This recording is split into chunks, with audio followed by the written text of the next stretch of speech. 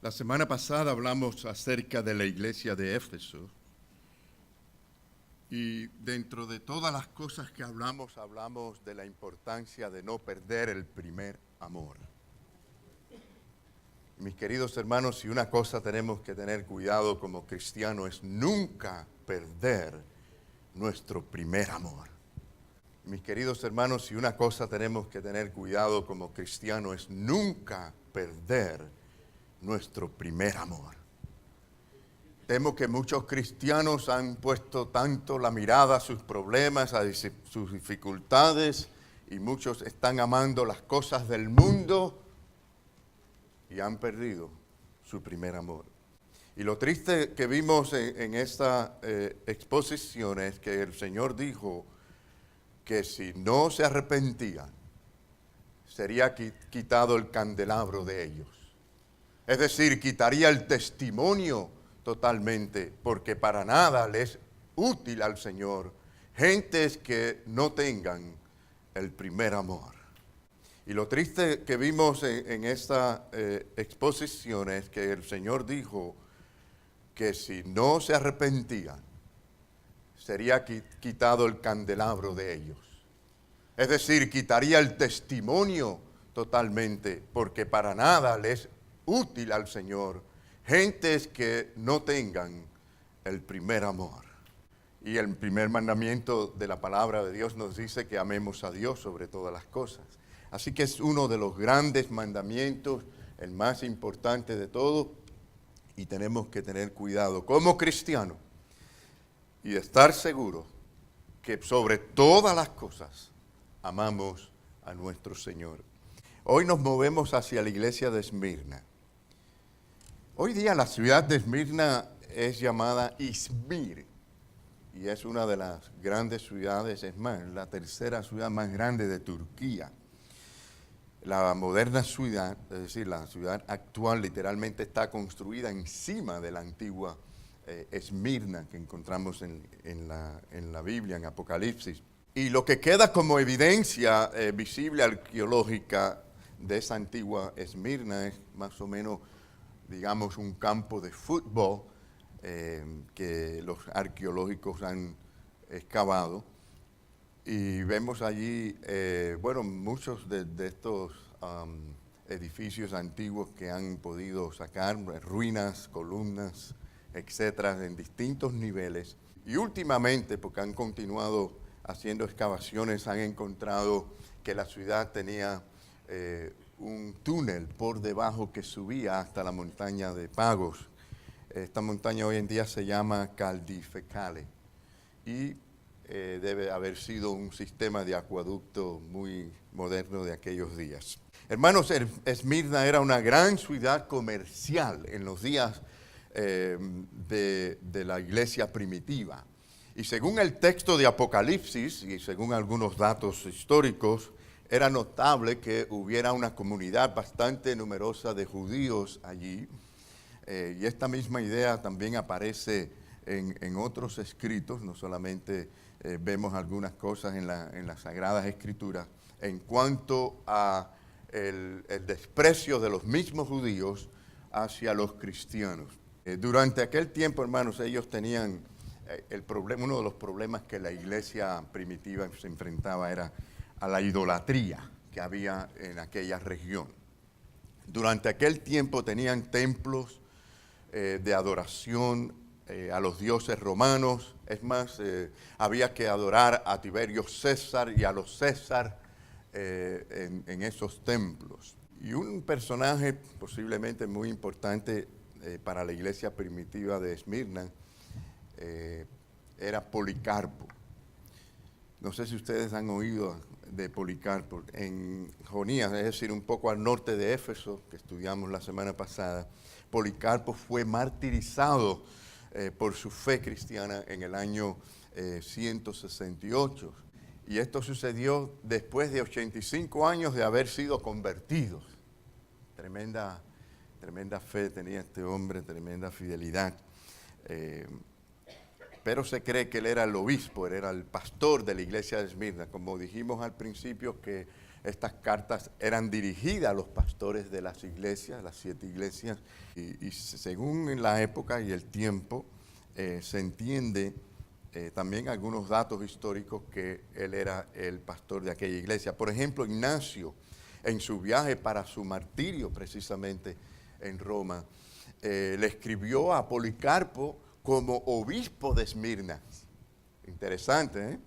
Y también encontramos a personajes como Tertuliano e Irenio, que hablaron con Policarpo, conocieron a Policarpo desde su juventud, y ellos dicen que Policarpo había sido consagrado al obispado de la iglesia de Esmirna por el apóstol Juan. Bien, lo que quiero ahora llegar al punto de decirles que estos creyentes, estos hermanos, estaban pasando por tremenda persecución y presión. Había una presión y estaban por empeorar. Es decir, que estaban ya teniendo persecución, pero iba a empeorar en poco tiempo. Y una de las presiones era el adorar precisamente al emperador. Ahora, por esta razón, Juan les hace ver a ellos que tenemos a un Cristo vivo, poderoso, y que no tenemos que tenerle miedo a ninguna persecución. Y encontramos que desde la introducción al libro de Apocalipsis, como al principio del capítulo 2, les hace ver esta idea, este concepto. Y quiero que lo vean conmigo. Antes de ir al pasaje que yo les di, vamos a virar a Apocalipsis 1, versículo 17, versículo 18. Dice, cuando le vi, caí como muerto a sus pies. Y él puso su diestra sobre mí, diciéndome, no temas. Yo soy el primero y el último, y el que vivo y estuve muerto, mas he aquí que vivo por los siglos de los siglos. Y el pueblo de Dios dice, amén. Bueno, lo que estaba diciendo es que los emperadores morían, pero no tendrían poder alguno después de la muerte. En cambio, Jesucristo murió, pero es el eterno, es el creador que era antes y todavía era la última palabra. Por lo tanto, no tendrían por qué tener miedos. Los cristianos no le tenemos miedo a la muerte. ¿Por qué? Porque tenemos a un Cristo vivo, que venció la muerte. Y si Él vive, nosotros viviremos también. Y esta misma idea aparece al comienzo como introducción al mensaje a los hermanos en Esmirna. Fíjense que no se le está dando un positivismo, ni una idea falsa, ni un mensaje falso de que con el poder de Dios todo iba a estar protegido. Se le estaba hablando de muerte. Se le estaba hablando de agarrarse de un Cristo vivo, que aunque atravesaran la muerte sería una puerta abierta para ellos, para entrar en gloria con el Señor. Y esto era importante. Es importante siempre, en todas las épocas y en la vida de cada cristiano, porque la muerte nos puede llamar en cualquier momento. Pero dice el Apocalipsis 2:8, que era donde habíamos dicho al principio, la segunda parte, la misma idea. El primero y el postrero, el que estuvo muerto y vivió, dice esto. Así que antes de decir cualquier otra cosa o el mensaje a la iglesia, era de suma importancia que ellos supieran que la iglesia vive porque Cristo vive. La iglesia ha podido atravesar por todos los tiempos, las épocas, las pruebas, las persecuciones. ¿Por qué? Porque Cristo vive y nadie podrá contra ella. Ni las puertas del Hades prevalecerán contra la iglesia del Señor. Así que es el primero, es el que vive. Y estos son los atributos del Señor que debieron haber alentado a aquella iglesia que no solamente ya estaba en persecución, sino tenían que prepararse para algo mucho más difícil. Ahora, ¿qué es lo que el Señor le dice a la iglesia de Esmirna? Bueno, vamos a ver primero palabras de aprobación y vamos a tener que dividir esto en dos partes. No tenemos tiempo para tocar todo el tema a la iglesia de Esmirna en esta mañana, pero vamos a hacer hasta donde el Señor nos permita en esta mañana. Palabras de aprobación. Apocalipsis 2:9. Vengan conmigo. Dice, yo conozco tus obras y tu tribulación y tu pobreza, pero tú eres rico, y la blasfemia de los que se dicen ser judíos y no lo son, sino sinagoga de Satanás. La iglesia de Esmirna, hermanos, era perseguida, pero no por cualquier motivo religioso, sino por la clase de fe que tenía. Y por cierto, Dios preservaba y ha preservado la iglesia a través del evangelismo, el mensaje del evangelio, y porque a través de las pruebas, las tribulaciones, Dios es el que preserva, la cuida, la protege en todos los tiempos. Y con el evangelismo más bien crece. ¿Qué les parece? En vez de ser más pequeña con la persecución, es probado históricamente que la iglesia crece en medio de las grandes pruebas. Solamente tienen que ver lo que está pasando en China. Solamente tienen que ver lo que está pasando en India y en estos países donde está habiendo persecución. Lo que está pasando en el Medio Oriente, donde están persiguiendo y cortando cabezas de creyentes. Pero ¿saben algo, hermanos? Hay tremendo avivamiento espiritual y crecimiento, porque el Señor se manifiesta poderosamente donde verdaderamente estamos comprometidos con Cristo. Aquí la tenemos muy fácil y hay poco compromiso con Cristo, y por eso hay poco avivamiento y poco arrepentimiento y poco consagración o poca consagración al Señor. Hermanos, esto es para que nosotros nos miremos delante de Dios en comparación a estos hermanos tan fieles. Pero yo estoy seguro que vendrán tiempos difíciles. Esta vida fácil que tenemos aquí no la vamos a tener siempre. Si es que estamos aquí cuando estas cosas ocurren, que vengan grandes persecuciones y algo parecido al primer siglo, hermanos, se van a saber quiénes son los verdaderos cristianos. Y entonces estos tendrán una pasión tremenda, porque solamente Cristo será lo único que ellos van a tener de qué agarrarse, a quién clamar y en quién confiar y a quién buscar para su aliento y para tomar dirección. Así que, hermanos, a veces que estas cosas son necesarias. Lamentablemente, estamos viendo una condición espiritual en esta nación que parece que está llamando a algo así. Que el Señor sacuda a su iglesia y a su pueblo.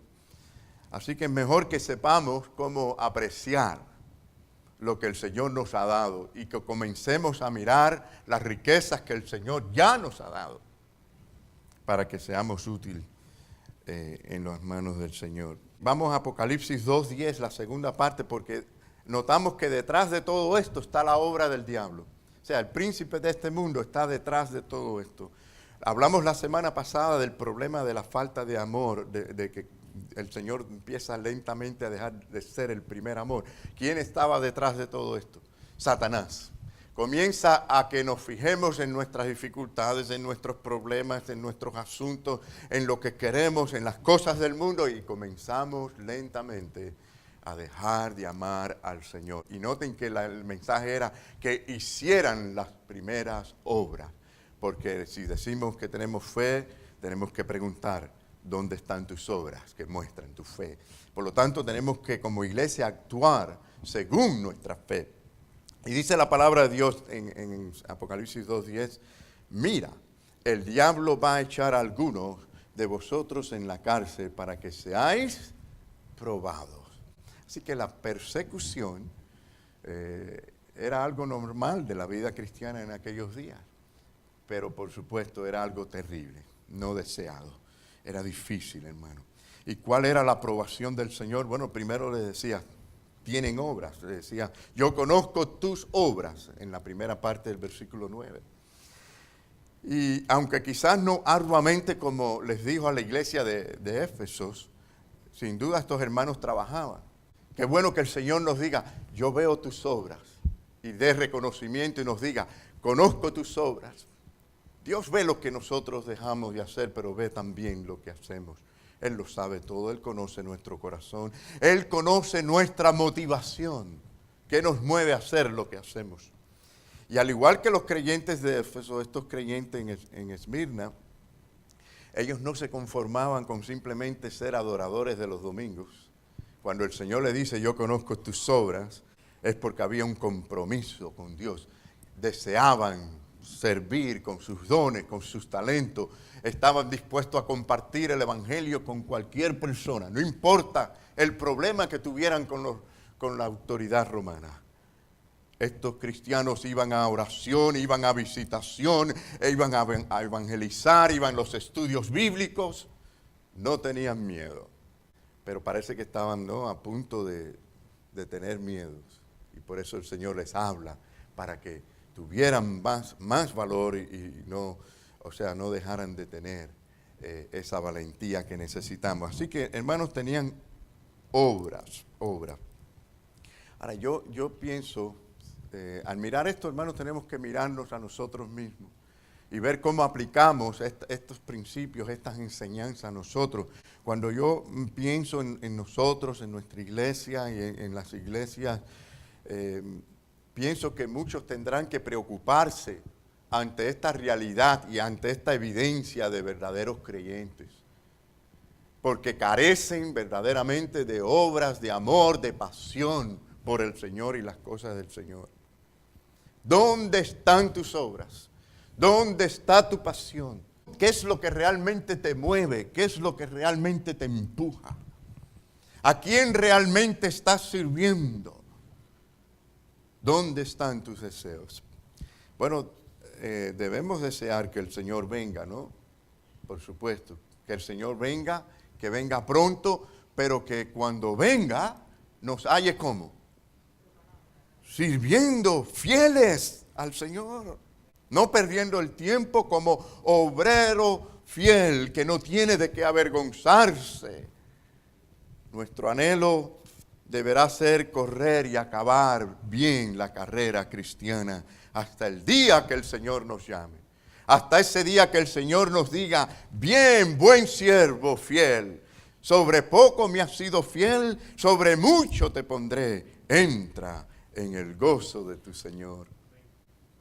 Aquellos cristianos primitivos, hermanos, estaban llenos de la palabra de Dios, de la palabra que los apóstoles les había enseñado. Y esto les producía a ellos una motivación incansable. Cuando su motivación es producida por otro tipo de embullo, cuando hay otros motivos detrás de su motivación, créanme, eso no va a durar mucho. Pero si es la misma palabra de Dios, si es la obra del Espíritu Santo, será incansable. Y por eso la iglesia primitiva estaba en aquel tiempo sirviendo en medio de las pruebas. Y claro, tenían también persecución. Hermanos, no solo el Señor veía las buenas obras, sino que veía que tenían persecución. Y esto también era aprobado por Dios. Fíjense. El Señor estaba detrás de todo esto, su voluntad.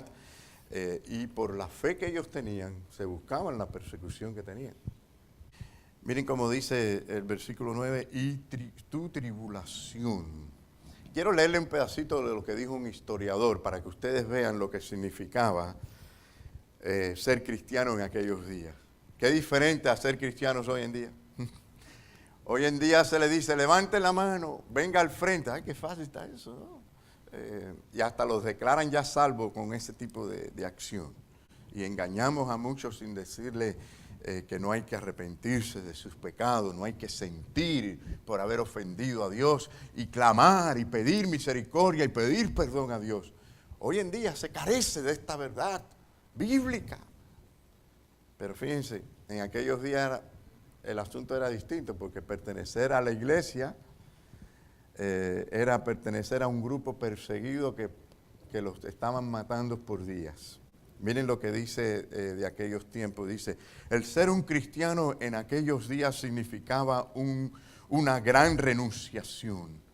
Era unirse a una secta despreciada y perseguida. Nadar en contra de la corriente de los prejuicios populares. Estar corriendo peligro bajo la insignia del Imperio Romano.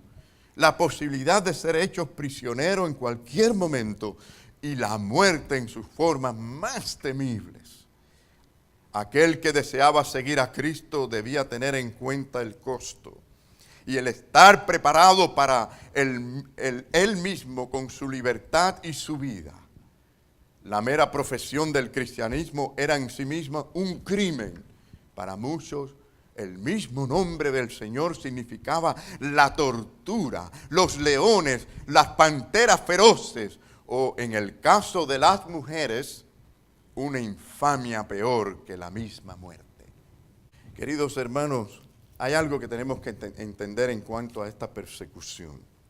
Esta persecución no era porque ellos eran una religión que se llamara cristianos.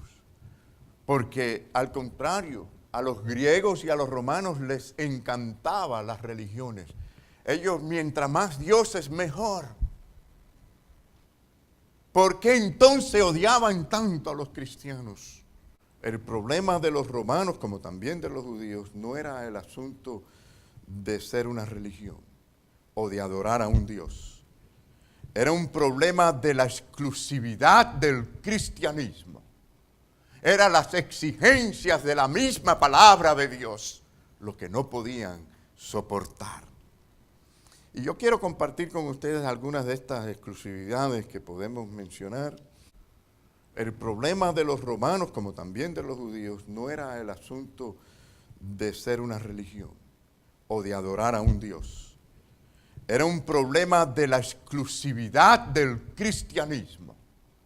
Eran las exigencias de la misma palabra de Dios, lo que no podían soportar. Y yo quiero compartir con ustedes algunas de estas exclusividades que podemos mencionar, que seguramente chocaba muy de frente contra los judíos y contra los romanos de aquellos días. Que por cierto, debería de darnos vergüenza a muchos de nosotros que tratamos de quedar muy bien con el mundo. Queremos abrazar al mundo, queremos parecernos al mundo para atraer al mundo y toda esta serie de cosas. Yo creo que mientras más pura y más santa es la iglesia de Cristo, más despreciada por el mundo será. El verdadero cristianismo llama y exhorta a la pureza de corazón y a la santidad. No se equivoquen en esto. Muchas de las religiones paganas no solamente permitían la inmoralidad, sino que más bien fomentaban los deseos mundanos y en algunos casos hasta en sus propios cultos a los dioses. Hablamos de esto la semana pasada, de cómo había orgías y hasta mutilación de cuerpos. Algo terrible en esos cultos. Pero la predicación del Evangelio era contra la corrupción, contra el pecado, contra todos los vicios. Y esto era una de las razones por qué odiaban tanto a los cristianos. Y como les dije, si queremos ver a un mundo siendo convertidos y a muchos otros despreciándonos, que haya santidad en la iglesia de Cristo para que ustedes vean. Pero muchos cristianos se parecen hoy en día tanto a la gente del mundo, con la única diferencia que van los domingos a la iglesia. Pero todo lo demás parece igual. En 1 de Pedro 1:16 dice, porque escrito está, sed santo, porque yo soy santo. Es una exigencia. Y esto no le cuadraba a los romanos, de ninguna manera. Qué distinto, ¿verdad?, lo que muchos hoy viven en cuanto a la vida cristiana. Quieren estar muy bien con los del mundo. No se atreven a ser diferentes ante ellos. Y esto lo que hace es poner en duda su propia conversión, quiénes son, su identidad como cristianos y apaga completamente el testimonio. Pero los verdaderos seguidores de Cristo, los verdaderos cristianos se identifican con Cristo, se identifican con la iglesia de Cristo, se identifican con la palabra de Dios y por supuesto con todo lo demás que podamos decir, como es la obediencia a la palabra, el testificar el Evangelio, dar testimonio de nuestra fe. Y para ampliar un poco más acerca de esta exclusividad, bueno, por la misma predicación y exclusividad del Evangelio, las exigencias del Evangelio, hermanos, y siempre han sido inquebrantables. Eso no cambia. Es decir, si lo analizamos bien, lo que es las reprensiones, las denuncias que hace el Evangelio en cuanto a la ira de Dios contra el pecado, incluso lo que Dios dice que va a venir para los que no se arrepientan, un infierno horrible. Esas son cosas que chocan con la mentalidad del mundo. En contraste, entre una religión que denuncia el mal y las otras, como eran aquellas religiones que más bien fomentaban el pecado, pues marcaba una gran diferencia y producía una oposición muy, pero muy amarga. Vamos a ver en Mateo. Quiero decirle algunas de las, son muchas, el Nuevo Testamento está lleno de estas cosas, pero voy a decir algunas para que ustedes vean que el Evangelio es cortante, que no da lugar a otras cosas. Es una sola vía, un solo camino y es un camino estrecho. En Mateo 10, 37 al 38 dice, el que ama a padre o a madre más que a mí, ya esto lo mencionamos la semana pasada, dice, no es digno de mí. El que ama a hijo o a hija más que a mí, no es digno de mí. Usted no puede amar a más nadie más que al Señor. ¿Qué le parece? Esto es una exigencia del Evangelio del Señor. Nadie puede ser verdadero cristiano, seguidor de Cristo, si no cumple esta exigencia. ¿Qué le parece? Dice, y el que no toma su cruz está dispuesto a dar su vida por mí, él está diciendo, y sigue en pos de mí, tampoco es digno de mí. ¡Wow! Tremendo. En Mateo 6:24 dice, ninguno puede servir a dos señores, porque o aborrecerá al uno y amará al otro, o estimará al uno y menospreciará al otro. No podéis servir a Dios y a las riquezas. Esto le chocaba muy fuerte a los romanos. Y en cuanto a las riquezas, quiero decirles que muchos que dicen ser cristianos hoy en día, detrás de sus corazones está el amor al dinero, el amor a las riquezas. Y no hay que ser rico para amar a las riquezas. Usted puede ser pobre y tener el mismo pecado de amar a las riquezas. Pero miren, ¿qué más exigencia que el Sermón del Monte? ¿Se han fijado ustedes lo que es el Sermón del Monte? Cómo explica las cualidades del verdadero creyente, de aquel que pertenece al reino de los cielos. Imagínense, comparamos esto con el orgullo natural del hombre, con el orgullo del imperio romano de aquellos días. Era chocante. ¿Qué dice las bienaventuranzas? ¿La recuerdan? Bienaventurados los pobres en espíritu. Los humildes. Esto no le caía bien a esta gente. Bienaventurados los que lloran, bienaventurados los mansos, los que tienen hambre y sed de justicia, los misericordiosos. ¿Misericordiosos? Decirle esto a César o al imperio romano. ¿Y qué les parece? Los de limpio corazón. Bienaventurados los pacificadores. Estas son las exigencias del reino de los cielos. El evangelio de las Escrituras no podía ser aceptado por los romanos porque excluía a todas las demás religiones, hermanos. Es más, el Señor dijo también, por ejemplo, en Hechos 4:12, fíjense la exclusividad del evangelio. Dice, y en ningún otro hay salvación. No puede haber iglesia, no puede haber otro Dios, no puede haber dioses, no puede haber otro camino, porque en ningún otro hay salvación. Porque no hay otro nombre bajo el cielo dado a los hombres en que podamos ser salvos. Imagínense decirle eso ahora a los romanos y a los griegos y a toda esa gente. Es más, el Señor dijo también, por ejemplo, en Hechos 4:12, fíjense la exclusividad del evangelio. Dice, y en ningún otro hay salvación. No puede haber iglesia, no puede haber otro Dios, no puede haber dioses, no puede haber otro camino, porque en ningún otro hay salvación. Porque no hay otro nombre bajo el cielo dado a los hombres en que podamos ser salvos. Imagínense decirle eso ahora a los romanos y a los griegos y a toda esa gente. Ustedes están todos condenados con esos dioses porque hay uno solo, mientras que ellos decían que había muchos. ¿Se dan cuenta por qué les odiaban? No era porque había una religión más. Es por la exclusividad del evangelio. Y es la misma razón por la cual nos deben de odiar hoy en día. Esta era una afirmación muy revolucionaria, mis queridos hermanos, extremista, si quieren decirle así, ¿no? Para aquella cultura griega, romana, que estaba enamorada de tantos dioses y tantos tantas religiones. Aquella cultura estaba llena de magníficas imágenes por todos lados. Era algo espantoso, ¿no? Fiestas y sacrificios semanalmente a todos esos dioses, a todas esas deidades, falsas deidades. Así que el cristianismo reclamaba ser la única religión que excluía a todas las demás. Miren lo que decía el apóstol Pablo. Estas eran las enseñanzas de estas iglesias, las predicaciones de ellos, lo que los apóstoles enseñaron. Miren conmigo en 1 Corintios 8, del 4 al 6. Acerca pues de las viandas que se sacrifican a los ídolos, saben que un ídolo nada es en el mundo, absolutamente cero. Y que no hay más que un Dios. Pues aunque haya algunos que se llamen dioses, sea en el cielo o en la tierra, como hay muchos dioses y muchos señores. Para nosotros, sin embargo, solo hay un Dios, el Padre, del cual proceden todas las cosas y nosotros somos para Él. Y un Señor Jesucristo, por medio del cual son todas las cosas y nosotros por medio de Él. Con razón le odiaban.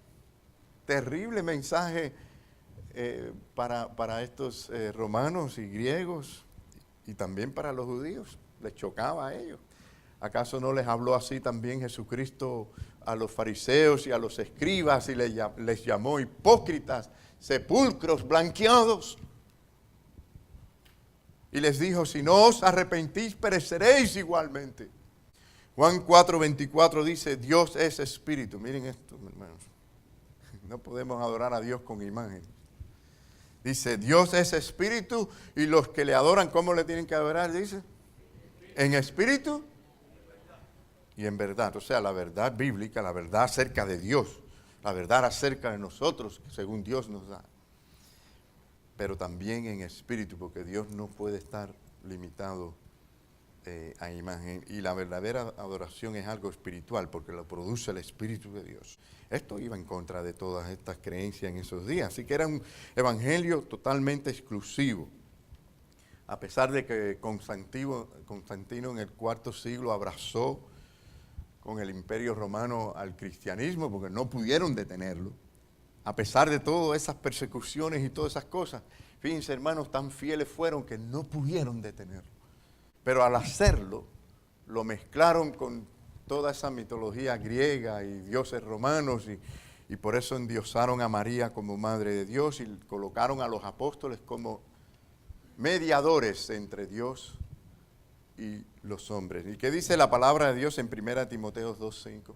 Hermanos, y vamos a terminar aquí porque hay mucho más, pero no les quiero cansar con esto y hay mucho más que decir. Pero miren, 1 Timoteo 2:5 dice, porque hay un solo Dios, ¿y qué más? Un solo mediador, no hay dos, tres, no hay muchos. El problema del cristianismo es que no es Cristo más otras cosas. Era allí donde está el problema, porque si los romanos hubieran entendido que ellos podían tener a Cristo más todos los dioses, no hubiera habido problema, no hubiera habido persecución. Pero es solamente Cristo o nada. Un solo mediador entre Dios y los hombres. ¿Quién? Jesucristo hombre. Solamente Él.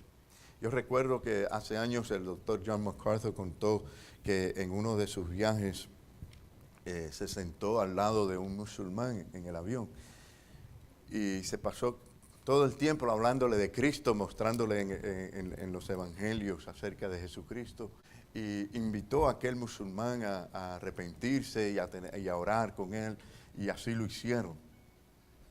Y al final el musulmán dijo, qué bueno, ahora tengo a Cristo y a Mahoma. Y John MacArthur se viró y le dijo, no has entendido absolutamente nada de lo que te dije. El cristianismo es exclusivo, hermano, es exclusivo. Y bueno, ustedes saben el mandamiento como dice, ¿verdad? En cuanto a esto. Bueno, vamos a llegar hasta allí. Tengo la tentación de seguir. En Deuteronomio 20, ¿verdad? Deuteronomio 20, del 3 al 5, dice la palabra de Dios. No tendrás dioses ajenos delante de ti. No los tendrás. en primer lugar. Luego dice, no te harás imagen, no hacerlas, no las podemos hacer, es un pecado. Dice, ni ninguna semejanza de lo que está en el cielo, o sea, arriba en el cielo, ni abajo en la tierra, ni en las aguas debajo de la tierra. Y luego dice, no te inclinarás tampoco a ellas, porque alguien las podrá hacer, pero tú nunca te inclines a una. Dice, ni las honrarás. ¿Qué les parece? ¿Y qué han hecho la gente por tantos siglos? Han abrazado el cristianismo y han adorado imágenes y han pedido en sus oraciones a cuantos santos hay. Esta es la verdad, esta es la verdad. Y esta es la razón por qué odiaban tanto a los cristianos, hermanos. Miren, vamos a continuar hablando sobre esto, vamos a usar algún ejemplo histórico y bíblico de cómo hubo preocupación con las predicaciones del apóstol Pablo, porque les estaba tumbando el negocio a muchos que construían de plata esos templos de la diosa Diana, etc. Vamos a ver cómo el Señor les dice, ustedes son pobres económicamente, pero son ricos. Y vamos a comparar esa pobreza material con la riqueza espiritual la próxima semana. Y también vamos a ver cómo a veces la oposición viene de aquellos que están más cerca de nosotros. Aquella iglesia que prácticamente tenían a muchos judíos convertidos, sus propios familiares judíos fueron una piedra de tropiezo al punto que el Señor reveló a través de Juan que ellos eran sinagogas de Satanás. ¿Y qué significa esto? Y también vamos a ver cuál era la palabra de exhortación a ellos, a no temer, a no tenerle miedo a nada, y cómo algunos hombres tuvieron que enfrentarse al temor y cómo fue la solución para ellos. Y vamos a usar algunos ejemplos. Y finalmente el Señor llama a la iglesia a ser fiel hasta la muerte. Y la bendición del Señor será para aquellos que sean fieles. No es como empecemos, es como terminamos. Y para terminar bien hay que tener una continuidad. Hay que ser fiel hoy, mañana y siempre. Y eso solamente lo hacemos cuando Cristo vive en nosotros. Y Cristo es grande para nosotros, porque no hay nada más grande que la vida del Señor en nosotros. ¡Ay de nosotros si no fuera por esa maravillosa verdad! Por ese Dios tan grande, tan lleno de amor y misericordia, que a través de Jesucristo nos ha cambiado, nos ha transformado, nos ha dado esperanza y nos ha dado un propósito muy exclusivo, muy importante en este mundo. Así que, hermanos, lean estos pasajes bíblicos, oren para que el Señor nos hable a nuestros corazones. Que el Señor les bendiga a todos.